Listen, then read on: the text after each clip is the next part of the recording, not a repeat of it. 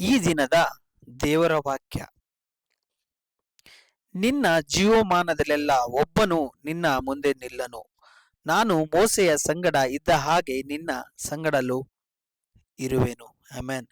ಯೆಹೋಶುವ 1:5 ಹೇಳುವ ಹಾಗೆ, ಪ್ರಿಯ ದೇವ ಜನರೇ, ಮೋಸೆಯ ಸಂಗಡ ಇದ್ದಂಥ ದೇವರು ನಮ್ಮ ಸಂಗಡ ಇರುವವನಾಗಿದ್ದಾನೆ. ಯಾಕೆಂದರೆ ಯೆಹೋಶುವನಿಗೆ ಸಂಕಷ್ಟದ ಸಮಯದಲ್ಲಿ, ಯೆಹೋಶುವನು ದುಃಖಿಸುವಂಥ ಸಮಯದಲ್ಲಿ, ಯೆಹೋಶುವನು ಚಿಂತಿಸುವಂಥ ಸಮಯದಲ್ಲಿ, ಯೆಹೋಶುವನು ನನ್ನ ಕೈಯಲ್ಲಿ ಆಗುವುದಿಲ್ಲ ಎಂಬುದಾಗಿ ಹೇಳುವ ಸಮಯದಲ್ಲಿ, ಯೆಹೋಶುವನು ಈ ಪರಿಸ್ಥಿತಿಗಳನ್ನು ನನ್ನ ಕೈಯಲ್ಲಿ ನಡೆಸಲು ಆಗುವುದಿಲ್ಲ ಎಂಬುವಂಥ ಸಮಯದಲ್ಲಿ ದೇವರು ಯೆಹೋಶುವನಿಗೆ ಈ ರೀತಿಯಾಗಿ ವಾಗ್ದಾನ ಮಾಡುತ್ತಾರೆ. ಇಗೋ, ನಾನು ಮೋಸೆಯ ಸಂಗಡ ಇದ್ದ ಹಾಗೆ.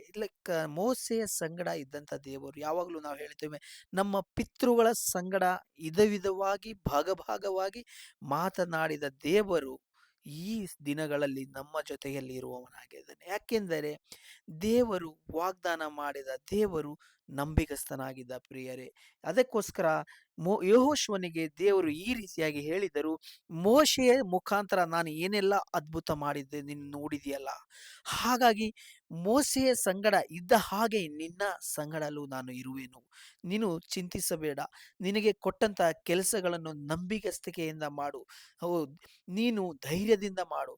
ಪ್ರಿಯ ದೇವ ಜನರೇ, ಆ ದಿನದಲ್ಲಿ ಯೆಹೋಶುವನಿಗೆ ಮಾಡಿದ ಅದೇ ವಾಗ್ದಾನಗಳು ಇವತ್ತಿಗೂ ಜೀವಿತವಾಗಿರುವ ಕಾರಣ ನಮ್ಮ ಪರಿಸ್ಥಿತಿಗಳು ಕೂಡ, ನಮ್ಮ ಶೋಧನೆಗಳು ಕೂಡ, ನಮ್ಮ ವೇದನೆಗಳು ಕೂಡ ಯೇಸು ಕ್ರಿಸ್ತನ ನಾಮದಲ್ಲಿ ವಾಗ್ದಾನದ ಮುಖಾಂತರವಾಗಿ ಬದಲಾವಣೆ ಆಗುತ್ತದೆ.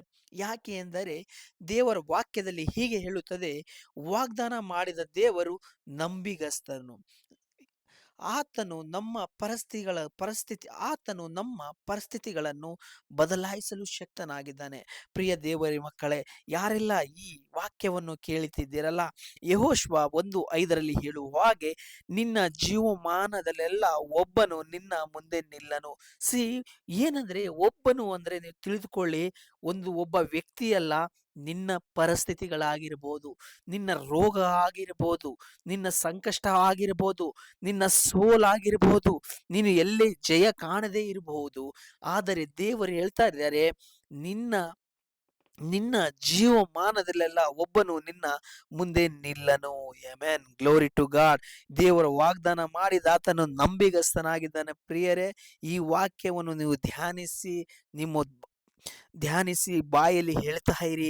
ನಿಮ್ಮ ಸಾಲ ಸಮಸ್ಯೆ ಇದೆಯಾ, ಅದು ನಿಮ್ಮ ಮುಂದೆ ನಿಲ್ಲದು. ರೋಗದ ಸಮಸ್ಯೆ ಇದೆಯಾ, ರೋಗ ನಿಮ್ಮ ಮುಂದೆ ನಿಲ್ಲದು. ಓ, ಜ್ಞಾನ ಇಲ್ಲವಾ, ಈ ರೀತಿಯಾಗಿ ವಾಕ್ಯವನ್ನು ಹೇಳಿ, ಈ ಅಜ್ಞಾನಗಳು ಹೋಗ್ಲಿ, ನನಗೆ ಜ್ಞಾನ ಬರಲಿ. ಈ ಸಾಲ ಹೋಗಲಿ, ನಾನು ಸಾಲ ಕೊಡುವಂತ ಆಗುತ್ತೇನೆ. ಈ ಕಾಣುವಂತ ರೋಗ ಹೋಗ್ಲಿ, ಕಾಣದೇ ಇರುವಂತ ಆರೋಗ್ಯ ಬರಲಿ. ಯಾಕೆಂದರೆ ನಮ್ಮ ದೇವರು ಯಾವತ್ತೂ ನೋಡುವಂಥಗಳ ಬಗ್ಗೆ ಮಾತನಾಡುವವನಲ್ಲ, ನೋಡದೇ ಇರುವಂಥವುಗಳನ್ನು ಮಾತನಾಡಲು ಶಕ್ತನಾದಂಥ ದೇವರಾಗಿದ್ದಾನೆ. ದೇವಪ್ರಿಯ ಮಗುವೆ, ನಿಮ್ಮನ್ನು ದೇವರು ಆಶೀರ್ವದಿಸಲಿ. ಇದೇ ತರ ವಾಕ್ಯಗಳಿಗೋಸ್ಕರ ನಮ್ಮ ಚಾನೆಲ್ನ ಸಬ್ಸ್ಕ್ರೈಬ್ ಮಾಡ್ಕೊಳ್ಳಿ. ಮತ್ತೆ ಈ ವಾಗ್ದಾನಗಳು ನಿಮಗೆ ಇಷ್ಟವಾದರೆ ನಿಮ್ಮ ಸ್ನೇಹಿತರಿಗೂ ಕೂಡ ಶೇರ್ ಮಾಡಿ. ದೇವರು ನಿಮ್ಮನ್ನು ಆಶೀರ್ವದಿಸಲಿ. ನೀವು ಆಲ್ರೆಡಿ ಆಶೀರ್ವಾದ ಹೊಂದಲ್ಪಟ್ಟವರಾಗಿದ್ದೀರಾ. ಆಮೇನ್.